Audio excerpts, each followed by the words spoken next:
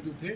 और आज जो मैं मीटिंग कर रहा हूँ, मैं एक एक जिला का डिटेल्ड रिव्यू नहीं कर रहा हूँ। मैं अपना सोच उन लोगों को दे रहा हूँ, हमारे पुलिस अधिकारियों को, और उनका सोच मैं प्राप्त कर रहा हूँ। इसके बाद मैं अगले हफ्ते, अगले महीने से एक एक रेंज का इंडिविजुअल वेरिफिकेशन वो करूँगा, खास करके महिला अपराध के बारे में, जो gang rapes, witchcraft, human trafficking, या फिर इस तरह की जो घटनाएं घटी है, महिलाओं के साथ जो घटनाएं घटी है, ईव टीजिंग इवन, या वायलेंट मर्डर्स, या किसी एसिड अटैक, इस तरह की, या पॉक्सो, इस तरह के मामले जिसमें हमारे राज्य की बच्चियां, बेटियां जो उसमें विक्टिम बन जाती हैं, उन पर मैं विचार करूंगा। प्लस हम लोगों ने विक्टिम कॉम्पेंसेशन स्कीम को बड़े पैमाने पर प्रसारित करने का प्रयास भी किया है, और इसमें भी हमारी महिला थाना प्रभारी अग्रणी रोल प्ले करेंगी। जैसे ही किसी महिला के साथ अनहोनी घटना घटती है, तो झारखंड राज्य की जो विक्टिम कॉम्पेंसेशन स्कीम है, जिसमें 7 लाख 8 लाख तक देने का प्रावधान है,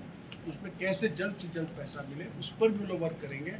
और इस कार्य और एक और मैं चीज़ बताना चाहता हूँ, वो भी मैंने ऑर्डर नहीं निकाला है सर। हम बहुत जल्दी जनता पुलिस समन्वय के, जिसको दरबार कहते हैं, लेकिन वो उसका एक पूरा रूपरेखा बना रहे हैं। और हम लोग अभी अगले 15 दिनों के अंदर में ऐसी व्यवस्था बनाएंगे कि राज्य के हर जिले में 1 या 2 जगह पे हम लोग के पुलिस अधिकारी और पब्लिक के साथ बैठ करके, आम जनता के साथ बैठ करके उनकी समस्याओं को सुनेंगे, विशेष करके साइबर अपराधी घटना, नारकोटिक ड्रग्स की घटना, और इवन यदि कोई पुलिस का अधिकारी दुर्व्यवहार कर रहा है किसी पब्लिक के साथ, या गलत अनुसंधान कर रहा है, जिसको दोषी को छोड़ रहा है या निर्दोष को पकड़ रहा है, या निर्दोष को जेल भेज रहा है, दोषी को जेल नहीं भेज रहा है, ये सारी चीज़ों के लिए हम एक व्यापक एक्शन प्लान बना रहे हैं। वो आज से कल तक हम रिलीज़ करेंगे, और हम लोग कोशिश करेंगे कि हमारे अगले 15 दिनों में एक जनता दरबार कहिए या जो भी उसको कहिए, उसका एक पूरा कार्यक्रम शुरू हो। किस लेवल के अफसर जाएंगे सर इसमें जनता दरबार? हाँ, मिनिमम, जैसे हमने कोशिश करेंगे मिनिमम डीएसपी रैंक के अधिकारी होने चाहिए, परंतु मेरा प्रयास होगा कि हमारे राज्य के वरीय अधिकारी, वरीयतम अधिकारी, आईजीज, डीआईजीज जो हैं, एडीजीज, ये जो हमारे जो है पुलिस मुख्यालय के हैं, जैप के हैं, बटालियंस के हैं, जिला के हैं, रेंज के हैं, सभी किसी न किसी जनता दरबार में किसी न किसी रूप में सम्मिलित हों, ताकि जनता से बात करके, जिस काम के लिए हम लोग बने हैं, सर्विस, सेवा, उस सेवा को हम लोग बढ़िया से कर सके। इसकी मीटिंग के बारे में बता देता हूँ। हमारे आज की मीटिंग के 2 उद्देश्य थे। पहला था जिला के एसपी के साथ 10 बिंदुओं पर समीक्षा करना, और दूसरा पुलिस मुख्यालय के बहुत सारे लंबित मामले जो कि जिलों में पेंडिंग है, उस पर विचार करना। तो पुलिस मुख्यालय में जो हमारे वेरियस आईजीज, डीआईजीज और सब, इनके बहुत सारे मुद्दे रहते हैं, ट्रांसफर्स को लेकर, प्रमोशंस को लेकर, और एसीपी एमएससीपी को लेकर के, या फिर और जो मुद्दे हैं डिप्लॉयमेंट, फोर्स का डिप्लॉयमेंट वगैरह के जो है, जैसे जैप के आईजी थे यहाँ पर, फोर्स के डिप्लॉयमेंट के बारे में, उस पर प्रथम चरण में चर्चा हुई। और जो सेकेंड फेज में हम लोगों ने 10 पॉइंट पे चर्चा हम लोग कर रहे हैं। तो उसमें 10 पॉइंट में बताता हूँ। पहला पॉइंट था कि ये जो घटनाएं घट रही हैं बाय स्प्लिटर ग्रुप्स, ये जो हमारे खास करके चतरा हजारीबाग के बॉर्डर पे या रामगढ़ के एरिया में, तो इन घटनाओं को रोकने के लिए क्या कार्रवाई की जा रही है, और इन घटनाओं को भविष्य में नहीं हो उसके लिए क्या किया जा रहा है, और इनकी इन्वेस्टिगेशन जो पूर्व में घटना उसमें क्या किया जा रहा है। तो इस पर हम लोगों ने एक डिटेल्ड रणनीति बनाई है, और हम लोग इस पर कार्रवाई करने जा रहे हैं। आपको इसके परिणाम मिलेंगे, जल्दी मिलेंगे, और हम लोग बड़े पैमाने पर कस के कुर्की करेंगे। सभी की कुर्की के प्रोसेस शुरू हो गए हैं, और 82, 83 सीआरपीसी जो नया बीएनएसएस में आ गया उसके अंतर्गत करके, plus UAPA unlawful activity prevention act में प्रावधान है कि इनके द्वारा प्रोसीड्स ऑफ टेररिज्म, अर्थात के उग्रवाद के माध्यम से अर्जित की गई संपत्ति को जब्त करने के प्रावधान यूएपीए में सेक्शन 25, 26 में, उसका हम लोग कारगर प्रयोग करेंगे, और इन सभी अपराधियों की सारी संपत्ति के घर, मकान, दुकान सबको हम लोग जब्त करेंगे, सो दैट इनको ये टेररिज्म बिकम्स नॉट प्रॉफिटेबल, ताकि टेररिज्म से गाड़ियां जलाकर लोगों से रंगदारी मांगकर वसूली ना करने पाए, ये हम लोग कर रहे हैं। इसमें हम लोग एटीएस का बहुत बड़ा रोल प्ले कर रहे हैं। सेकेंड पार्ट में खास करके जो अपराधी जेल के अंदर बंद है, उनको कैसे उन पर लगाम कसी जाए, उन पर नकेल कसी जाए, उनकी गतिविधियों कैसे रोका जाए।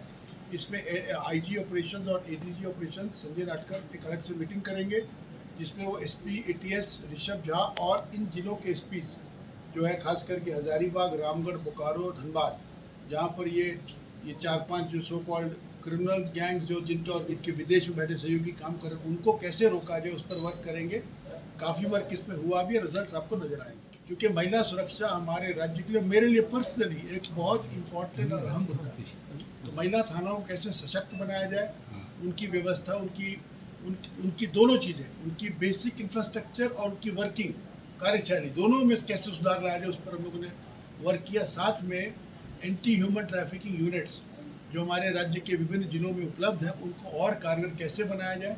जैसा आपको मैंने पहले बताया था कि राज्य सरकार ने एक नई सुविधा झारखंड पुलिस को दी है जो संभवतः देश में पहली है कि आप जो है अगर 400 मील से दूर, अगर 400 किलोमीटर से दूर आप अपराधी को रांची लेके आ रहे हैं तो आप वायुयान का प्रयोग भी कर सकते हैं, सिपाही भी कर सकता है, दरोगा भी कर सकता है। संभवतः पूरे देश में ये पहली पहल झारखंड राज्य के द्वारा हमारे पुलिस विभाग को दी गई है। इसके अलावा महिला थाना हो गया, एंटी ह्यूमन ट्रैफिकिंग यूनिट हो गया। फिर हम लोग बात करेंगे साइबर थाना की। तो साइबर थाना को और कैसे कारगर बनाया जाए, साइबर थाना की इन्वेस्टिगेशन को और कैसे सुधारा जाए, भुक्तभोगियों को 1930 के बारे में कैसे बताया जाए, उनको जो है उनका पैसा फ्रीज करके वापस उन्हें कैसे दिलाया जाए, इस पर चर्चा होगी। अभी हुई नहीं है चर्चा, इसके बाद होगी। फिर हम बात करेंगे पुलिस कंट्रोल रूम्स की। तो हमारे जो पुलिस कंट्रोल रूम है उनको और कारगर कैसे बनाएं ताकि कोई भी सूचना, जिसको हम कहते हैं फोर्स मल्टीप्लायर या क्विक रिस्पांस, अगर कहीं घटना घट जाए तो भले हमारा वहाँ पर एक सिपाही खड़ा है, वो तुरंत मोटरसाइकिल से या मोबाइल फ़ोन से कॉल करके या 112 पे कॉल करके वो तुरंत आसपास की सभी मोबाइल्स को बुला कर घटना का वो कर सके। इस पर हम लोग चर्चा कर रहे हैं। फिर डायल 112 की समीक्षा हम लोगों ने पहले भी की है, दोबारा करेंगे, क्योंकि डायल 112 में हर जिला का पेट्रोलिंग पार्टी का एक बहुत बड़ा रोल रहता है।